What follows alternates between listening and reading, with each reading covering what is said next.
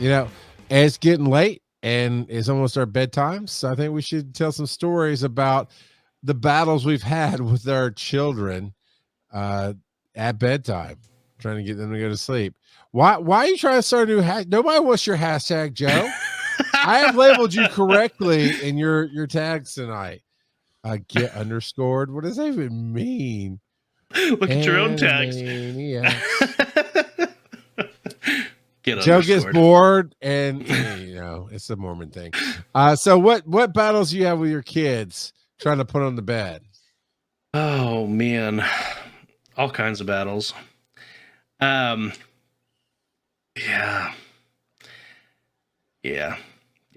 But I have an awesome show. Good night, everybody. What is that? What is that? Yeah, you said like 4 times. That's not a story. So, we've told our kids that they couldn't drink while in bed. We didn't want them spilling in bed. But apparently, 5-year-olds, is going to keep going at it, man. Really, there's meetings. They are free. They're in every county in America. They could just waddle into one and say, "Hi, my name is Ezekiel Ard," and everyone will be like, "Hi, Ezekiel."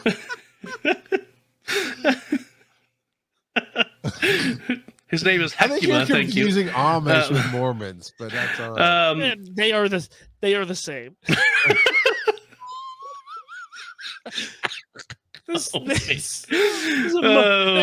Hi, my name is Mordecai Ard. Hi, Mordecai. Look, little 5-year-old Jebediah is my biggest fan, so I'm gonna get him to say Mormons, and I can't even get it out. Sorry, Joe. Go ahead. It's your story. So I remember vividly one time when my oldest he was dead set that he wanted to drink his milk in his bed. And Yoder? Which kid is this? The oldest, Yoder? Yeah, my oldest. Yeah. and I told him no, we don't drink our sippy cups in the bed. That's not gonna happen. And so he's throwing this huge tantrum. I'm like, hey kid, I'm more stubborn than you. This isn't gonna work. and so I sat there for, I think it was like 2 hours while he threw a tantrum, and he just wore himself out and fell asleep. But yeah, I'm like, okay, you do you, kid. you throw that tantrum. And a lot of people are probably like, what's the big deal? And I'm like, the deal is consistency. If you establish a rule, you don't be wishy-washy on it. You need to be consistent, or else every rule will become wishy-washy in their mind. That's how you get ants. There's your old man moment. Hey, you want ants because that's how you get ants. Yeah, but that's not how you get uncles. Oh. So if Abraham heard that, bud, he would be very disappointed in you. What about you and your boy? None. 0. We have 0 bed issues. He just chloroforms him every night. It's just a little bit of Benadryl and then a pillow for 5 minutes, and he's right to sleep. But no BS. We don't have any bedtime issues. That's good. Here's the thing. He is not a napper. So since he was about 2, naps were done. Not going down. So I trade not getting that hour in the middle of my day to having no troubles at bedtime. We have a routine. It's use the bathroom, put your pajamas on, come down, brush your teeth, say goodnight to Morgan, the cat. We go upstairs, we read, and then that's it, right?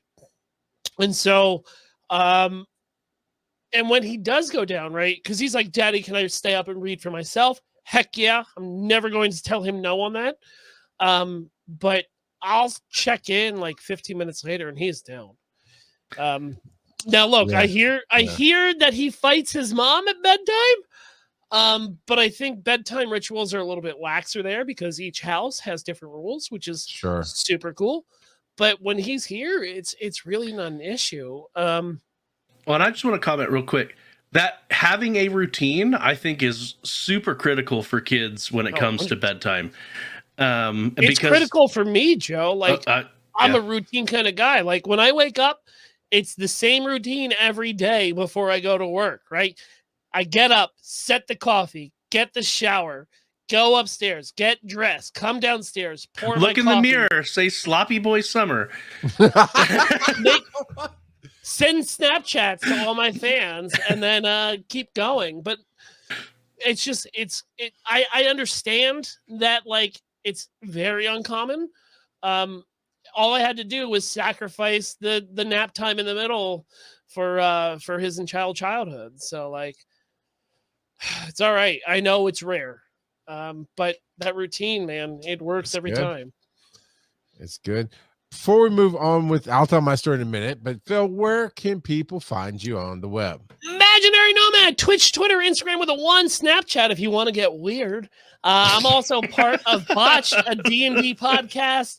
We are an SCP D&D podcast. So if you're into SCP or you don't know what it is, it's kind of like, let's say, little X-Files, right? Monster of the Week with an overarching story.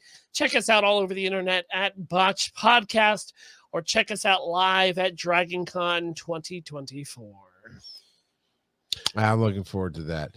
I just didn't want to forget as I was telling my story, and if we got silly and went on, I want people to know where to find you. Heck yeah.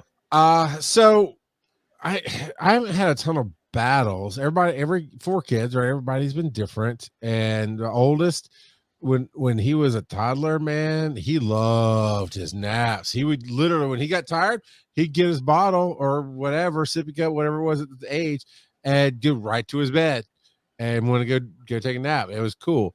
His sister, Crosby, fall asleep in the car, and she wake up, and you didn't even say anything. She said, I wasn't sleeping.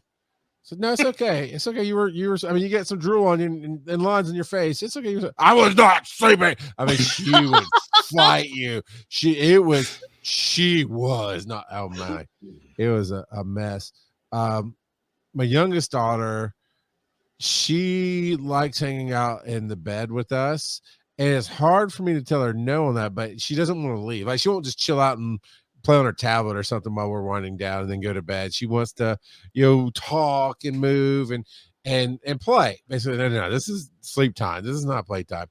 And I have a hard time saying no to that because as a kid, I remember just some special nights when I couldn't sleep or whatever. And I don't know what time MASH came on broadcast TV in the early 80s. I just remember there were some nights I would come in, I'd hear the song. My parents watched it religiously. My dad was in Vietnam. He just really identified with the show. So they watched that show religiously. Show was about the Korean War, but okay. He still identified because he thought about, I don't know, man. I'm not my dad. Don't. I'm just saying, your daddy's wrong. Look. No, I'm saying my dad is still alive and in my life. So there. Oh, right, rude. I'll get you both on that one. Oh, wait, hold on. Are you part of the DDC? The Dad Club, Joe? Yeah, my dad died when I was 16. Yeah, I thought so. Yeah. So we are the ones with the power here. You jerk.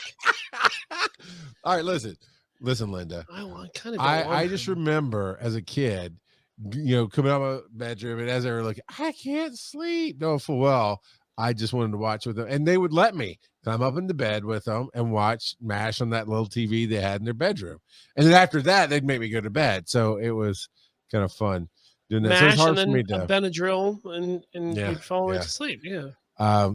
My middle child, I don't often on. We probably had issues, but this past school year, he started doing what I did when I was his age. And I don't tell the stories of like the mischief. Once they do the mischief, then I say, okay, I did that same thing as a kid. But I don't want to give them ideas. So I don't tell. But he started staying up at night, on his games or his book, whatever.